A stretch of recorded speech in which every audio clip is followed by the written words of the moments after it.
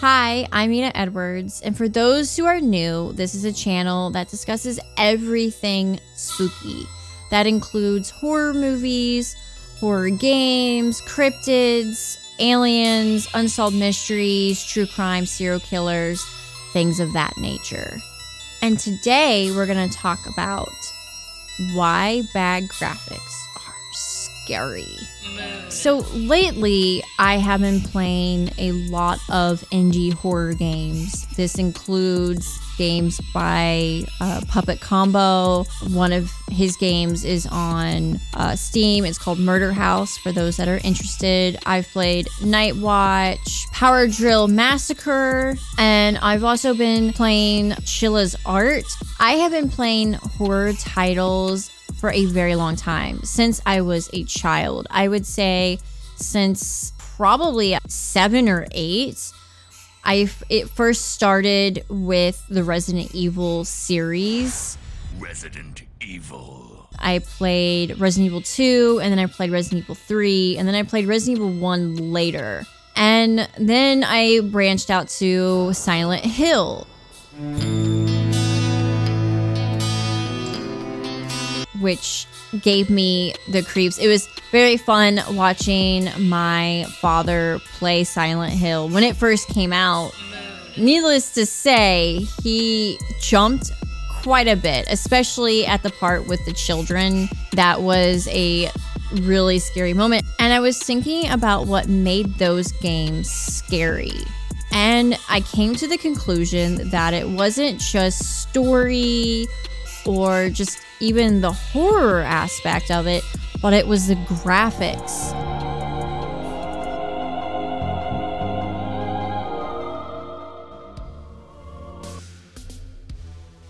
I think a lot of people started taking notice that, hey, the less you see, the better. And I think this plays into how our vision at night is skewed. Some people can see better in the night than others. I'm somebody who suffers from visual snow. So at night, I have a hard time seeing really well. I can still see, but the visual snow kind of disrupts that.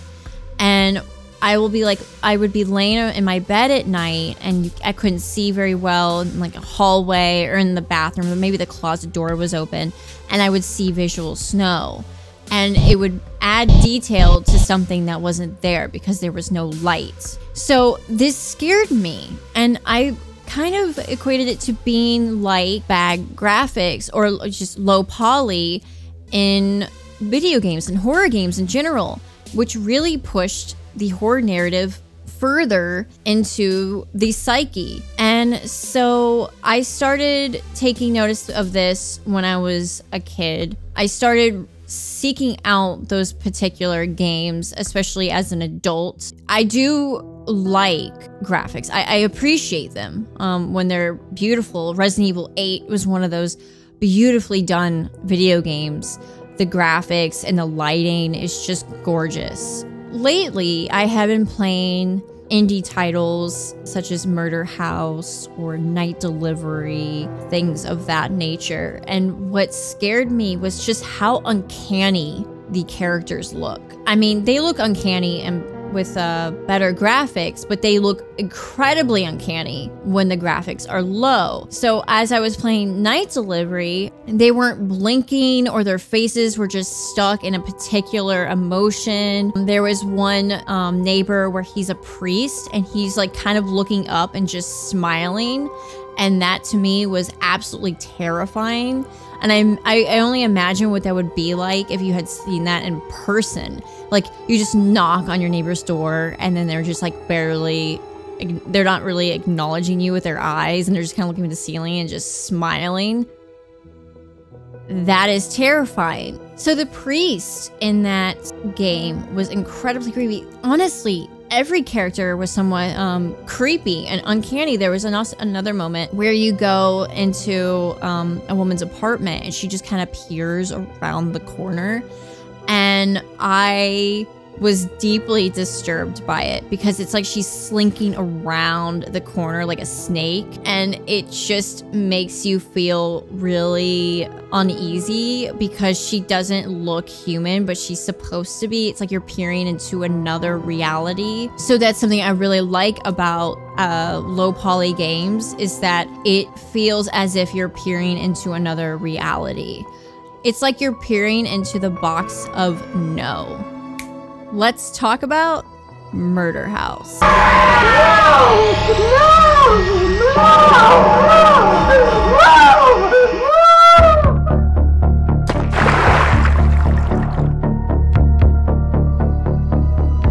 So Murder House, I adore. I absolutely adore. So I played Murder House. It was available on Steam. I noticed that it was very underground. Like a lot of the people who were talking about it were talking about on Pinterest of all places. And I was like, oh wow, I really like this aesthetic. It's really cool. Reminds me of my childhood. It gives me those like comfy vibes of just chilling out and eating pizza and playing Resident Evil. I bought it on Steam and I sat down with it and spent a whole night with it. I turned the LEDs, different colors, just make everything very spooky. I recommend it. Buy LEDs, turn them to red, and play your favorite horror game. It's such a great experience. But also what I loved about it is that the main bad guy is wearing a bunny mascot, which is so funny considering I did a video about Bunny Man, the urban legend of Bunny Man. It's my first video. Perhaps this should be a lesson to all. Never trust a man in a bunny suit. So beware. I definitely enjoyed it. It had these disturbing undertones. It wasn't just a slasher, that there are little things around the house where it tells a story and things that went on that were incredibly disturbing. I just really like the cheesiness of it. The music's fun. I like the characters. There was a really funny character. He was like a producer or a director, and he was just like, "Where's the pizza? Where are the pizzas?" And I just thought that was like really funny. And there's another scene. I don't want to spoil it, so there's spoilers. It's not too much of a spoiler. But there's a scene where they make the PA wear a sheet to look like a ghost to make this house more haunted. And it was just really funny. And I really dug the cheesy factor in it. And there were parts where it was funny, but there was also really like, gory and then just thrilling too. I actually screamed at one point when I played it. I love these games. They spook me like no other. I'm curious if you guys think that if you play them side by side, so for instance, if you play Resident Evil 2 and then play the remake, which one scares you the most? Or you can do this with Resident Evil 3, which just came out. I definitely think that low resolution, bad graphics, low poly, add to the game's atmosphere, because horror games, after all, need to have that atmosphere. So if you like this video, make sure to like, subscribe, and hit the notification bell. It helps me out a lot. And of course, I adore your comments. I love hearing from you guys. And I love seeing your input on a lot of these subjects. Write down what you think about these type of games. Have you played them? Are you a fan? Are you the opposite? Do you prefer better graphics? And maybe I'm just the weird one.